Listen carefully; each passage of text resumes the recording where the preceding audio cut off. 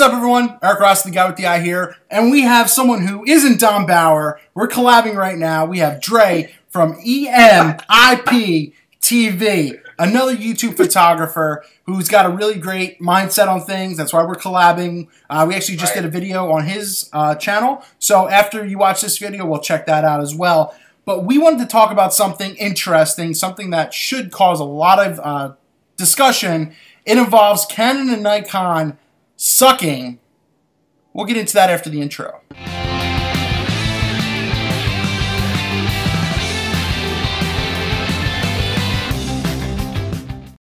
Video that specifically said why Nikon, why Canon sucks. We love them. They're homies, they're bros, we all right. But the thing we really wanted to talk about was Yongnuo, because this has been very, very popular, especially as we're coming into the first quarter of 2015, of how they've come into the market.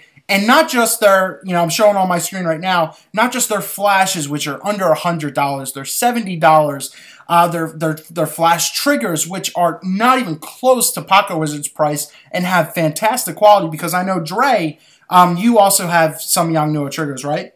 I got a pair, yes I do, I got a pair. And that's not exactly... Not only are they flash triggers, they remote shutter releases all in one. All in one, and it's like sponsored by Yongnuo. Trust me, I wish.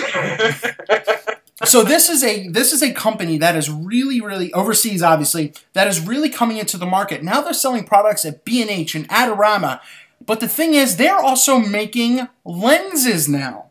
So this is just stepping above what they've been doing, and the reviews about everything has been insane. And what we're going to be talking about, is this a good thing or a bad thing for photography? And so I just want to ask you, Dre, have you heard about some of the lenses that they're coming out with and they're competing with? And, have you heard about this 100%?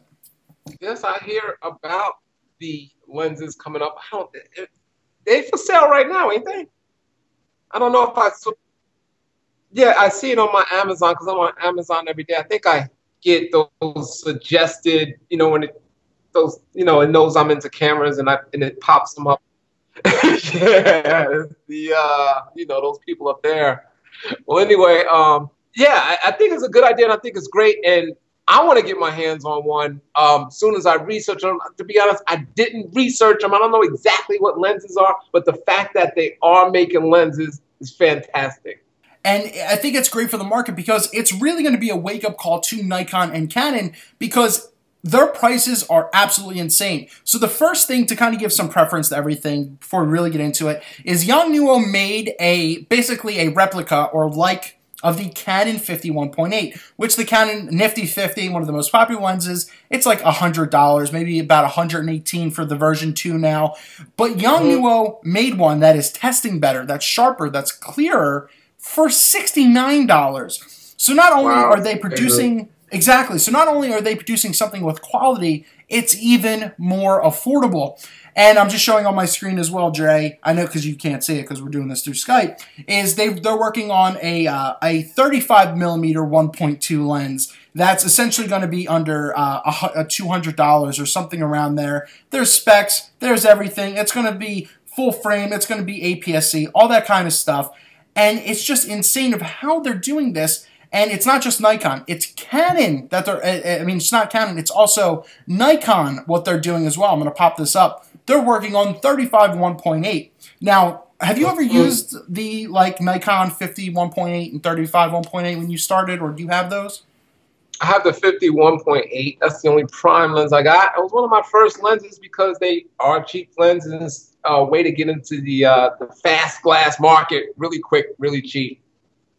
Exactly, and that's the whole point of it. But now you're going to have a company that even I don't want to say undercuts, but undersells the lens for under $100. You're looking at $150 for the Nikon 35 to 1.8, 35mm 1.8, 50 1.8, and you're going to get that for a fraction of the price. So going to the whole point of this video, you're having a brand that really kind of came from just flashes and triggers to making lenses, quality lenses, these third-party brands in general, Sigma, Tamron, Tokina, everything coming into this market, do you feel that this can hurt the market? Can it hurt a Nikon or a Canon, or actually improve and help the industry? I think it could help. I mean, the more competition, the better. I mean, at least help with pricing, because I really think the pricing is ridiculous. I mean, that's why they leaving the door open for a Yongnuo to come in and say, you know what? Here's a good lens. Here's a good price. Buy this. You know what I mean? Look, Pocket Wizards, I did a video, is about to go out of business because these triggers are just too expensive. You know, and the sub market, or the third party triggers work well, and that's why they don't, you know, discover you don't have to spend the big money. So is this going to be the same thing?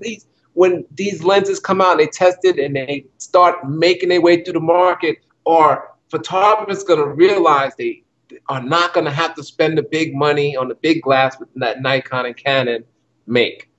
Certainly agree. And one of the awesome tactics that Yongnuo did is that they were giving away their first version of the 51.8. They were doing it as a promotion to even small-time bloggers, vloggers, YouTubers, just so they can prove the quality. And in seeing the test and seeing how it reacted on video, it's quality stuff. So it's just going to be interesting to see the line and what they're going to do. And they are going to remake 50 1.4s, 35 1.2s, and it's going to be interesting to see how they kind of go into the Sigma field when they do zoom lenses, because obviously there is a distinction between making prime lenses and zoom lenses. And Right. I have to agree. I think it really is going to make the market or the industry interesting, because you're going to have these options of cheaper, more affordable. Cheaper is not even a good word if it's quality, but more affordable gear. So that way you're not paying $1,500 to $2,000 for 24 to 70, or a 24 to 70, you know, Tamron that has mainly its main price is because it has VR in it, you know, of being $1,200. It can be the $700, $800 it should be. And I think that that's going to help the market. Even if it does hurt Nikon and Canon a little bit, get over it. You guys make better cameras. You guys make very, very good cameras, arguably. But I think it also helped the market as well. So it's just going to be interesting. Go ahead, sorry. Oh, good. No, there's room for everybody. There's room for everybody in these lenses. You know, one thing when you look at an image on paper print, even online, you don't know what the lens was. I mean, you know what I mean? There's a room for everything. Like, I have a video on my channel. I talk about my kit lens. I big up it. I love the kit lens. Some people slam it. I love it. If I'm not shooting, if I don't have the need to shoot wide open, I'm going to shoot with high apertures, high numbers, small apertures, I should say. Kit lens is perfect lens. It's got VR on it and everything. Well, one thing a lot of people don't recognize, and obviously the more beginner community, is that every lens has a sweet spot, and it's not wide open. Just because you have a 35 1.8, a 50 1.8, 50 1.2, doesn't mean it should always stay there. Yes, that's a specialized look. Yes, you can get extra bokeh. Yes, shallow depth of field. But sweet spots are technically a deeper depth, 5.6, 6.3. And that's why kit lenses, even though they get trashed for not being professional, and as you step up and as you don't need, it all depends on whatever you do, like we've been talking about, it doesn't matter. That is a very, very sharp lens at its sweet spot, and that's one thing a lot of people forget about. Yeah, it is, and it's only $100. I mean, of course, if you can get the fast glass, you know, go ahead and get the best glass you can afford, and just don't feel like you're not a photographer. You can't get the right images that everybody else is getting because you have a kit lens. You just gotta kind of be a little bit more creative, and like I said, if you're shooting at apertures at 8 and above, the kit lens is spot on. I mean, it's perfect. I'll grab that in a minute. You know, I agree. So I just thought unless you want to add anything else, I think we're both kind of in agreement that, Yongnuo coming out and doing this isn't hurting the market. It'll actually be beneficial, hopefully, and hopefully people don't buy into the consumerism of things and just buy things to buy things. But when you have something quality like this, and I really I couldn't get my hands on it because I don't own a Canon camera, so I really wanted to try out that 1.8 or the 1.4 whenever they do this. I just want to see, that it's just getting very, very great reviews, and it's a fraction of the price, and it can really help the market. So we want to know what you guys and girls have to think right down below in the comments. Is Yongnuo doing something innovative, or are they doing something to really kind of trash or tarnish the industry? Be interesting to see what you guys and girls have to think. And I think we covered this pretty well. Don't you think, Dre? Yeah, remember real quick. Remember the video I did with the Pocket Wizards? Because I was kind of shocked myself, and it was like the Amazon top sellers. It was like Young Nuo. You know, this is Amazon top sellers. I mean, they really saturating the or starting to make a big foot into the photography market field. So you know, look out, Nikon, Canon. You don't know what.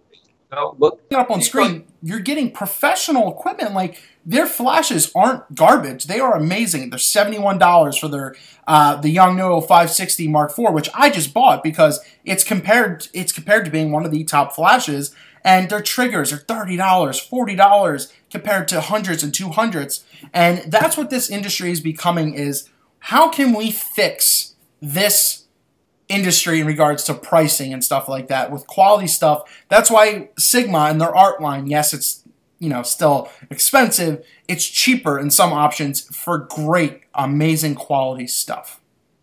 Right, and you know, if anybody out there wants to trash I got it at Nikon, you don't know, y'all know it's gonna blow out. You're gonna be buying 5 of those before one. You know, try it. Don't trash it. Try it before you trash it. You need to own it. And then you have the right to trash it. You know what I mean? Because I think that it's good stuff. I love third party stuff. I mean, people just, you know, everything's not about Nikon and Canon. It's just not. I agree. You know? I mean, to an extent, there are some third party stuff I will stay away from in regards to some brands because I've tried them before. I've used them. I learned what I like and what I don't like. There's also you know, Nikon and Canon stuff you should stay away from, like the 750, the 600, the 800. Whatever you hate, don't get it. So it'd be interesting. So I mean, it comes on both ends, really. Yes. You know, so you can't just say, "Oh, Nikon is the best," or "You paid a certain price, so therefore it's the best." They got returns. That stuff ain't perfect either. Yep, you know. I agree. So I think that's a great thing to end on. I think we really, really covered that. Let us know what you please have to say down in the comments. I really think this is an interesting topic, and it's definitely something that you're going to have to keep an eye out on, because guess what? Yongnuo is already in B&H and Adorama's catalog. It's going to come into the future. So let us know what you think, and thank you so much for watching. Dre from EMIP TV, thank you so much for taking the time to sit with me. I know we had some little bit of connection issues and with Skype and everything, but also we actually did a video on his channel, like I mentioned, so check in the description for that and his link, and check out that video on his channel and go from there. Leave some love from the guy with the eye on his channel, and we're going to go back and forth. So thanks so much for sitting with me. Eric Rossi, the guy with the eye here. Thank you so much for watching. Give us a quick like, subscribe for more every week. Thanks, Dre. You're welcome. See ya!